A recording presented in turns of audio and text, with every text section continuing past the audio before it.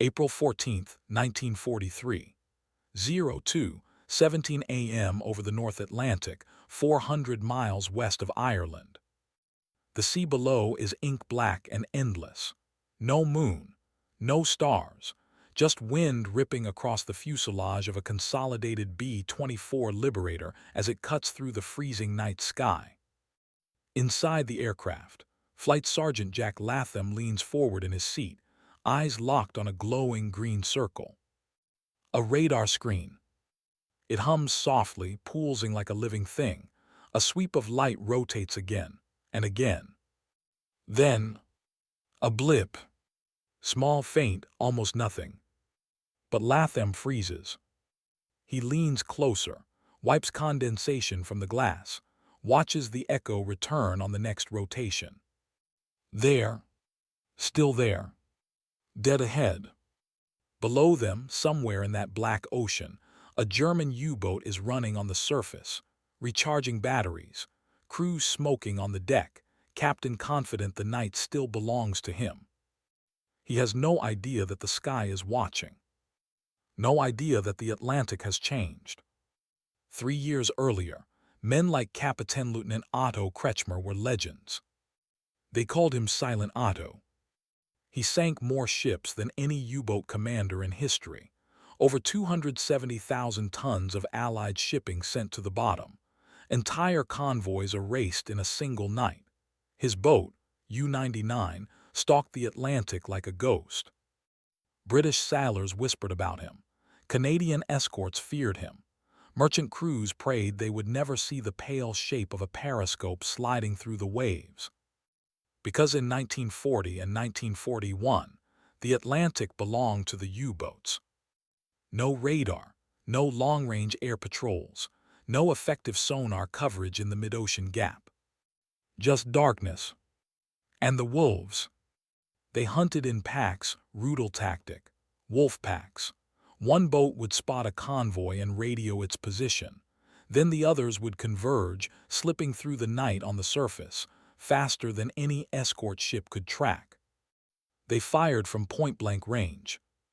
They fired from inside the convoy itself. Tankers exploded like floating suns. Liberty ships cracked open and vanished in minutes. Crews leapt into burning oil and ice-cold water.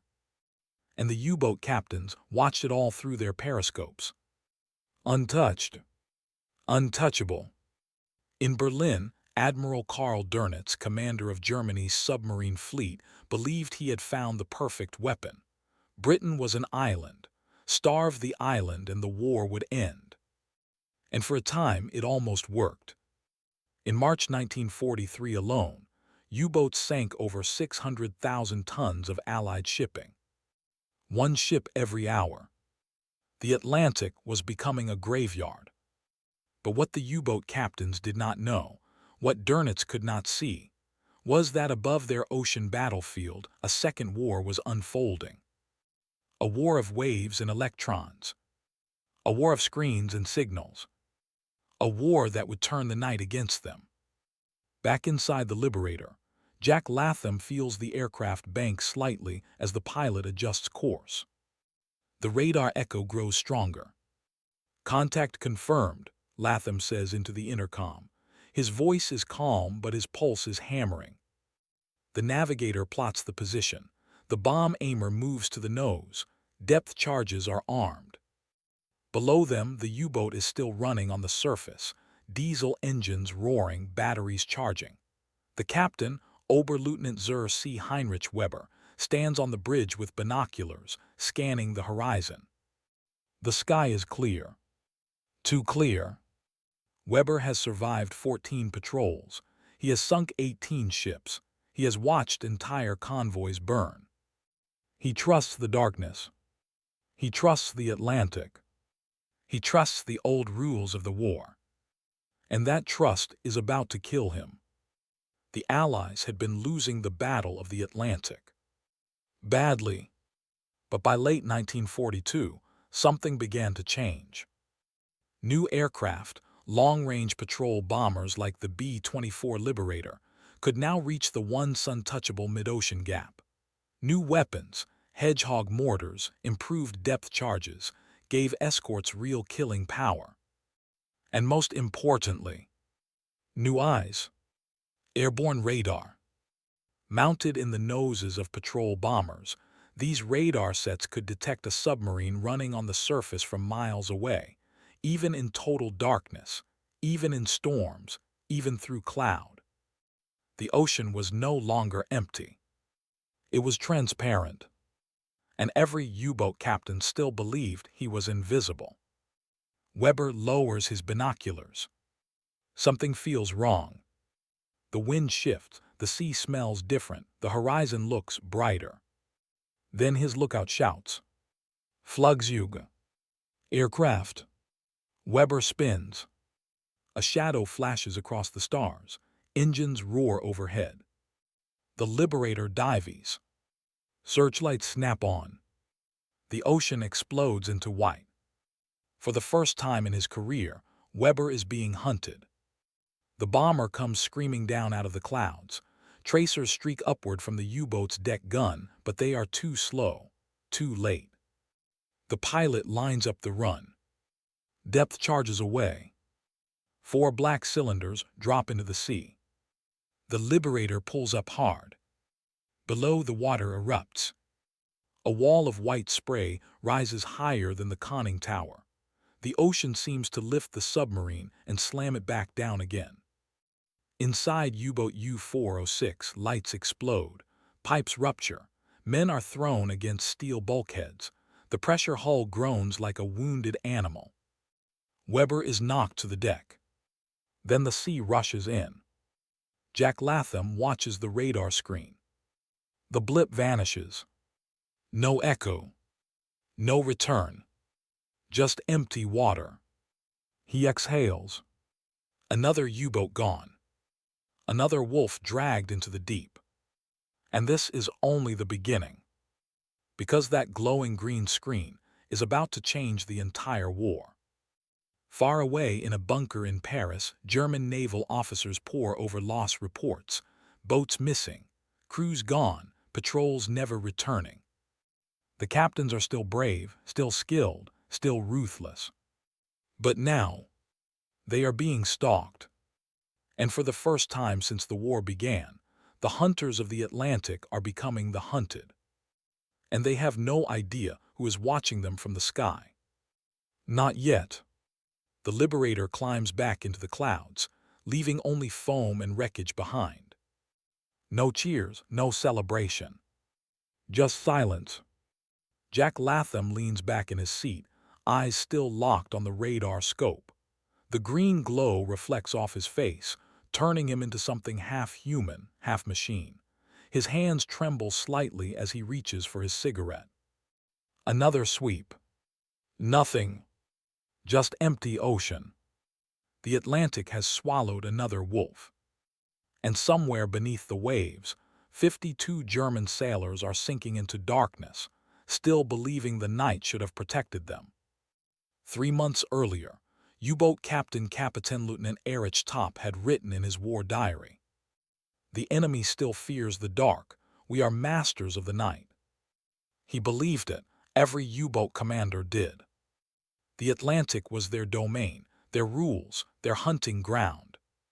They surfaced at night, ran at full speed, charged batteries, sent radio signals, stalked convoys like sharks beneath a drifting herd. British escorts could not see them. Canadian corvettes could not catch them. And aircraft were a joke.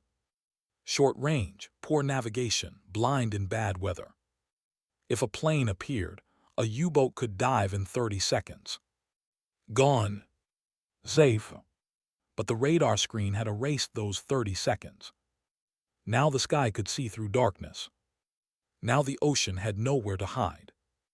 At RAF Coastal Command Headquarters in Northwood, England, the walls are covered with maps. Red pins mark convoy routes. Black pins mark U-boat sightings. White pins mark sinkings. Too many black pins. Too many white ones. Air Vice Marshal John Slessor stands with his arms crossed, staring at the Atlantic. His crews are flying longer missions. riskier missions, patrolling seas that once swallowed aircraft whole. But now, for the first time, they are winning. The reports are coming in daily. U-boats destroyed. U-boats damaged. U-boats forced to dive and flee. The wolves are bleeding. And it's because of a machine no German captain even knows exists. Radar. Radio detection and ranging. A pulse of radio waves fired into the darkness, the echo bouncing back from metal and water, a shape revealed where no eye could see. At first, the radar sets were crude, bulky, unreliable, but by 1943 they had evolved into compact, deadly instruments of war. ASV Mark III airborne radar, mounted in the nose of Liberators and Sunderlands, able to spot a surface submarine from more than 8 miles away, and paired with another terrifying invention, the Lee light, a massive searchlight mounted under the wing of a patrol bomber, activated at the last second, blinding, inescapable. One moment, the U-boat crew would be laughing on deck. The next, they were frozen in a cone of white light as depth charges fell toward them. There was no warning, no escape, no mercy. In the Bay of Biscay, U-boat crews begin to whisper. They talk about boats that never return, about patrols that end in fire and water, about aircraft that appear from nowhere. They still believe in their training. They still believe in their tactics. But now, for the first time, they feel something else. Fear. On May 4, 1943, U-boat U-447 leaves its base at St. Nazaire. Her captain, Captain Lieutenant Fritz Sauermann, is 26 years old, young, ambitious, eager for his first kills. He has been told the Atlantic is dangerous. He has also been told the Allies are weak. He believes the second part. U-447 slips into the gray water and heads west. Her orders are simple. Find convoys. Sink them. Return a hero. 3 days later, Sauermann surfaces at dusk to recharge batteries. The sea is calm. The sky is overcast. Perfect conditions. His radio operator begins transmitting a position report to headquarters. The message is halfway sent when the lookout freezes. Flugzeug starboard. Aircraft starboard. The engines roar. The sky flashes. A white sun explodes beneath the bomber. The Lee light.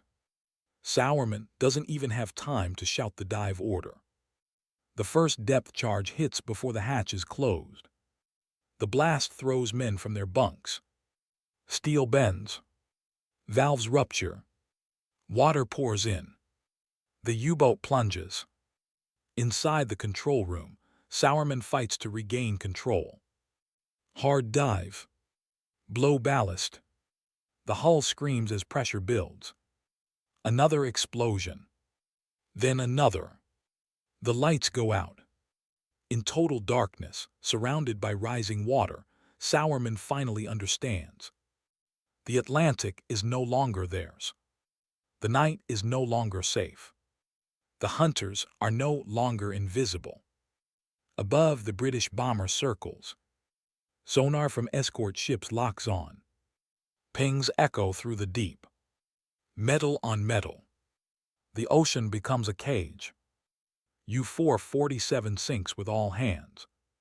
No distress call. No survivors.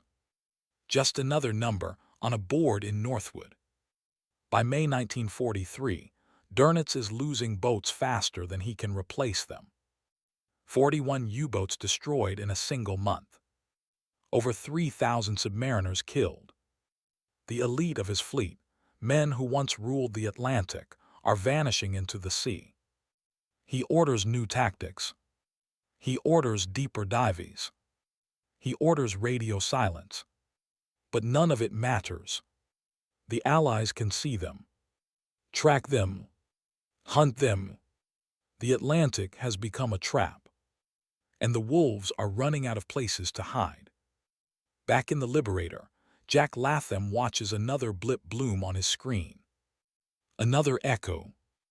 Another shadow moving across the water. He exhales slowly. New contact, bearing 070. The pilot banks. The bomber descends. Below them, another U-boat captain is standing on his bridge, believing the sea still belongs to him. Believing the night still protects him. Believing he is untouchable. He is wrong. And in the next few minutes, he is going to find out. The bomber drops out of the cloud layer like a falling star. Wind screams over the wings. The ocean rushes up to meet them. The radar operator's voice cuts through the intercom. Contact dead ahead, range 2 miles, closing fast. Jack Latham leans forward, eyes burning. The blip is strong now, clear, solid. Metal on water. A surfaced submarine. Below, U-boat U-221 is riding high on the swells. Her captain, Captain Lieutenant Hans Hartwig Trojer, stands on the bridge with a mug of coffee in his hand. The smell of diesel hangs in the air. His men are relaxed, laughing. One of them is rolling a cigarette. Trojer has survived 2 patrols. He has sunk 7 ships. He believes in the old rules. Surface at night, move fast, dive when threatened. It has always worked. Then the lookout stiffens. Himmel was ist. The sky flashes white. The lee light ignites. Trojer drops his mug. The deck turns into daylight. And in that blinding glare, he sees death falling toward him. The first depth charge hits just off the bow. The sea lifts like a wall and slams down across the deck. Men are thrown overboard. The second explosion cracks against the pressure hull. Inside the boat, steel ribs twist, pipes burst. The engine room floods in seconds. Trojer is dragged below by his crew as the boat begins to sink. Dive, dive, dive. But it's already too late. The bomber roars overhead, turning for another pass. Escort ships are converging. Sonar pings echo through the deep like hammer blows. The ocean has closed around them. For decades, submarine warfare had followed a simple logic. Hide, ambush, disappear. But now the logic has been reversed. Now the sky hunts the sea. Now radio waves pierce the darkness. Now a single operator staring at a glowing screen can erase a crew of 50 men in seconds. The U-boat captains are beginning to understand. They are no longer predators. They are prey. In Lorient, France, one of the largest U-boat bases in the world, concrete pens stretch like a fortress along the harbor. Inside, damaged boats limp home with shattered hulls and burned conning towers. Crews disembark in silence. Some stare at the ground. Some stare at the sea. Some never speak again. They whisper about aircraft that see through clouds. About bombs that chase them underwater. About death that comes from nowhere. Veteran commanders gather in the officers' mess and compare notes. The patterns are clear. Surface at night attacked. Transmit radio messages tracked. Run batteries detected. The Atlantic is no longer a battlefield. It is a death zone. In Berlin, Admiral Dönitz studies the loss reports. U-221 sunk. U-447 sunk. U-406 sunk. U-552 damaged. U-378 missing. U-630 sunk. Names he knows. Captains he trained. Men he once congratulated for victories. He grips the edge of his desk. This is impossible, he mutters. But the numbers do not lie. The Allies have solved the U-boat. Dönitz orders new technology. Radar detectors. Snorkels. Deeper diving hulls. But the solutions come too late. Because the Allies are already one step ahead. They are deploying sonobuoys, floating microphones dropped into the sea that listen for submarine engines. They are using HFDF, high-frequency direction finding, to triangulate U-boat radio transmissions. They are coordinating aircraft and escort ships in hunter-killer groups. The Atlantic is now a web, and every U-boat that enters it leaves a trail. On June 7, 1943, U-boat ace Peter Rerich Kremer writes in his journal, "The enemy is everywhere. The sea is no longer empty. The air is no longer blind. We are being watched." The realization has spread through the fleet. The night has betrayed them. Back over the Atlantic, Jack Latham watches U-221's Echo break apart on the radar. First the hull, then debris, then nothing. The escort ship reports oil on the surface. Another kill. Another crew gone. Another line added to a growing list. He should feel proud. Instead, he feels cold. Because every blip on that screen is a ship full of men. And every time it disappears, they vanish with it. The bomber turns for home. Fuel is low. The sky is lightening on the eastern horizon. Dawn is coming. Below them, the ocean looks peaceful again. But Jack knows better now. He knows what hides beneath that surface. He knows what dies there. And he knows that tomorrow night he will be back. Watching, waiting, hunting. In U-boat pens across occupied Europe, commanders stare at their boats and wonder if they will return. Some request transfers. Some volunteer for shore duty. Some go anyway. Because duty is duty. And the sea still calls. But now, when they sail into the Atlantic, they do not feel like wolves anymore. They feel like men walking into a trap. And somewhere in the darkness above them, a radar operator is already watching their shadow slide across the water. May 1943. The Atlantic is no longer a battlefield. It is an execution ground. Convoys are getting through. Oil is reaching Britain. Food is reaching the cities. Tanks and aircraft are arriving in numbers Germany can no longer match. And U-boats are dying. Everywhere. In the cold gray water south of Greenland, U-boat U-954 is stalking a slow-moving convoy bound for Liverpool. Her captain, Oberleutnant zur See Karl-Heinz Marbach, has been at sea for 38 days. His crew is exhausted. The air inside the boat smells of diesel, sweat, and unwashed clothes. Condensation drips from the steel ceiling like rain. But Marbach believes he has found his moment. A convoy of 22 merchant ships. Only 3 escorts. Easy prey. He moves into position. Orders torpedoes loaded. Prepares to surface after sunset. He never gets the chance. A shadow passes across the waves. The hydrophone operator stiffens.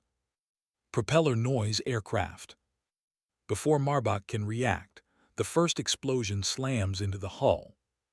The U-boat lurches violently. Men are thrown against bulkheads. Lights flicker. The second blast caves in the radio room. The third ruptures the forward ballast tanks. The sea pours in. Marbach tries to order a crash dive.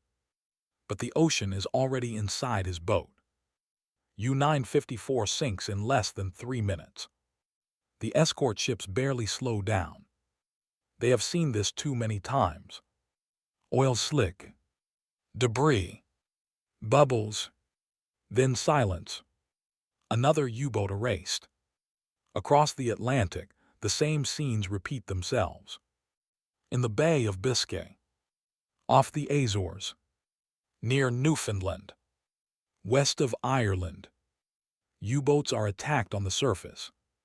U-boats are tracked underwater. U-boats are hunted in packs by aircraft and destroyers working together. The Germans call it Black May. Because in May 1943 alone, 43 U-boats are destroyed, more than in any previous month of the war. Nearly one-third of all boats at sea never come home. The elite of Dernitz's fleet, his aces, his veterans, his best commanders, are gone. At U-boat headquarters, the mood is funereal. Dernitz stares at the wall map. So many pins removed. So many patrol zones abandoned. He finally gives the order. Withdraw. The Atlantic is lost. But some captains are still out there. Still hunting. Still hopping. One of them is Captain Lieutenant Peter Rerich Kremer, commander of U-333. Kremer is a legend, a Knight's Cross holder, a survivor of ramming attacks and depth-charge barrages. His boat looks like a floating wreck, patched together with steel plates and weld seams. And yet, he refuses to give up. On May 6th, he sights a convoy. He prepares his attack. He does everything right. But the ocean no longer rewards courage. An RAF Sunderland flying boat appears out of the clouds. Its radar had detected U-333 from 10 miles away. Kremer dives. Depth charges follow. Explosions hammer the hull. Men are knocked unconscious. The control room floods. The boat spirals toward the seabed. At 250 meters, Kremer manages to regain control. He levels off just meters above the ocean floor. The crew sits in silence, listening, waiting, for hours. Finally, the sonar pings fade. The destroyers leave. U-333 survives. Barely. When Kremer limps back to port, his boat is a wreck. His crew looks like ghosts. And Kremer knows the truth. The war he once dominated is over. Meanwhile, the Allies are refining their killing machine. Radar sets are improved. Sonar is upgraded. Weapons become more precise. Crews are trained to work together like a single organism. The Atlantic becomes a conveyor belt of destruction. And the man who controls that conveyor belt is not a general, not an admiral, not a politician. It is a radar operator sitting alone in a dark aircraft, staring at a glowing screen. Jack Latham has flown 23 patrols. He has watched ships burn. He has watched submarines vanish. He has seen men leap from sinking hulls.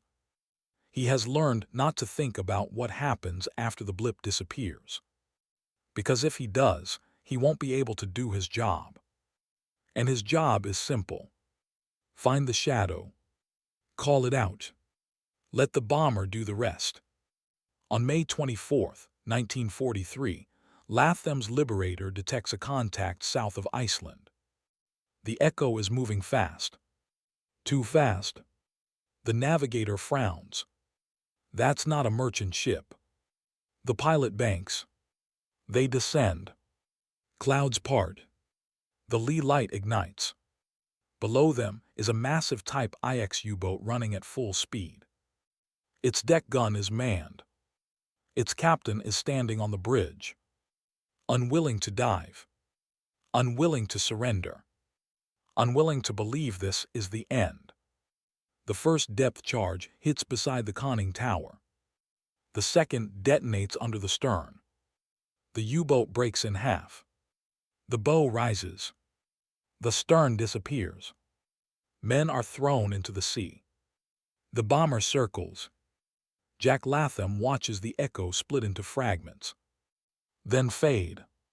Then vanish. Another one gone. Back in Germany, Dernitz writes in his diary, "The enemy has gained complete control of the air over the Atlantic. Our losses are unbearable. The wolves are dead. The sea belongs to the Allies now. But the story of how it was won is not over yet.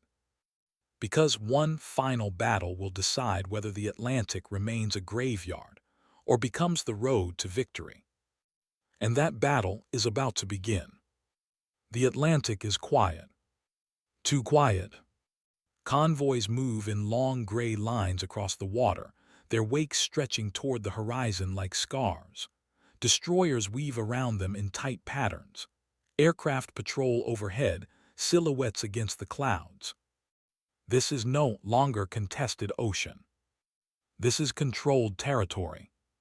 But far beneath the surface, the last of Dernitz's fleet is still out there. Waiting.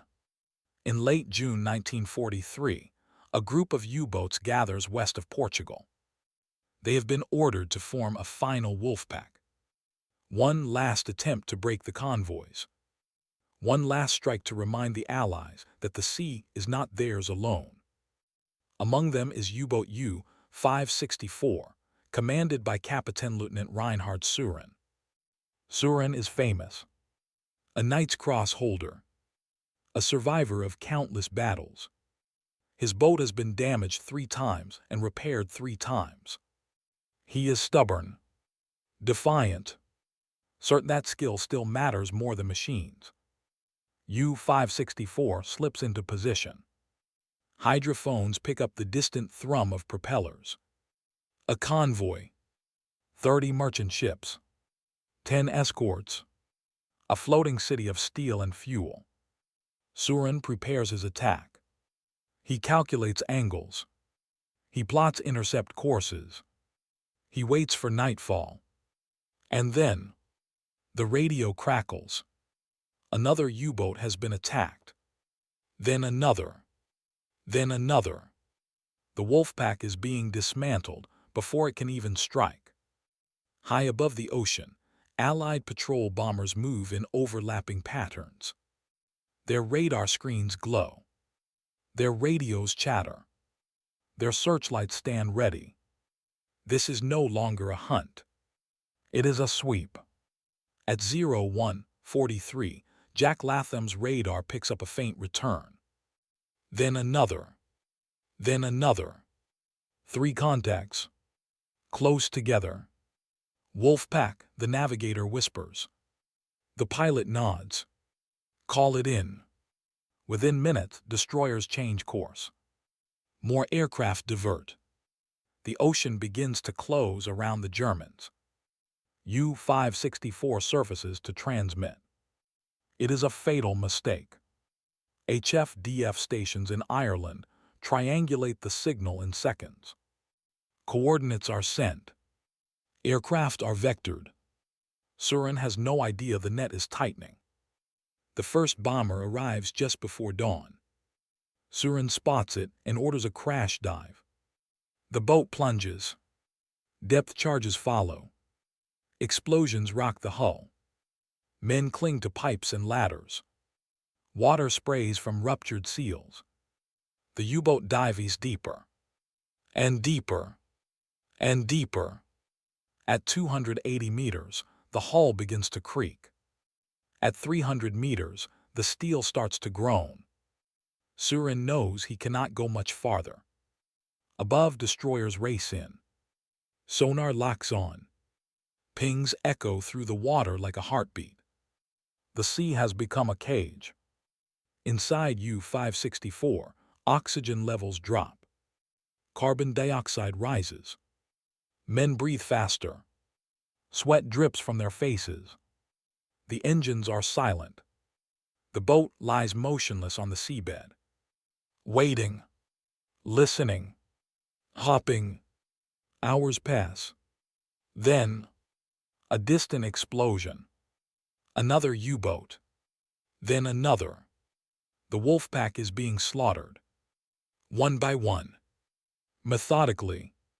Relentlessly. Finally, the sonar pings fade. The destroyers move on. Suren orders a cautious ascent. U-564 rises slowly. Carefully. Silently. The crew prepares to surface. The hatch opens. Fresh air floods in. Suren climbs onto the bridge.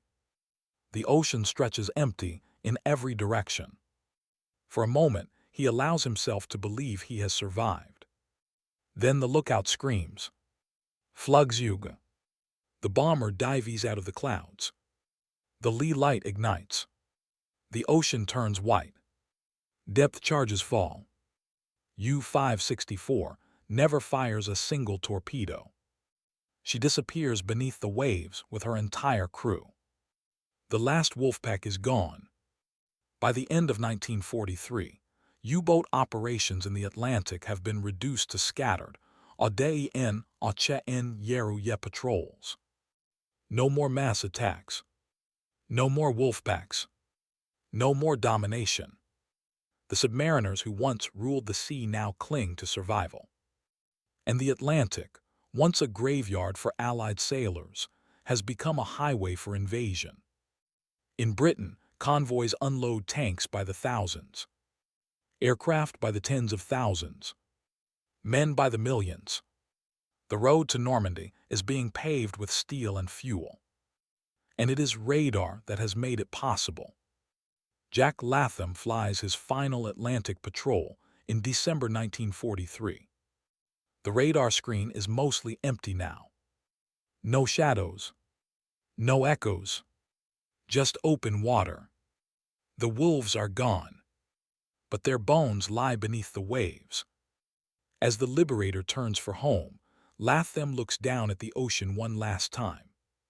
He thinks of the men he never saw. The men who never knew what found them. The captains who believed the sea would protect them. And the moment a single glowing screen proved them wrong. June 5, 1944, 23:41 hours, over the English Channel. The sea below is alive with movement. Thousands of ships. Endless lines of transports. Destroyers slicing through the dark. Landing craft packed with men, gripping rifles and rosaries. The largest armada in human history is crossing the water. And not a single U-boat is waiting for them. A year earlier, this crossing would have been impossible. In 1942, the Channel was a killing zone. In 1943, the Atlantic was a slaughterhouse. German submarines had once stalked these waters with impunity, sending entire convoys to the bottom. But now the ocean is silent. The wolves are gone. And the reason they are gone is humming quietly inside a patrol bomber, flying high above the invasion fleet. Jack Latham sits in the radar operator's seat of his Liberator, now assigned to Channel patrol. The screen glows. The green sweep turns. Again. And again. Nothing.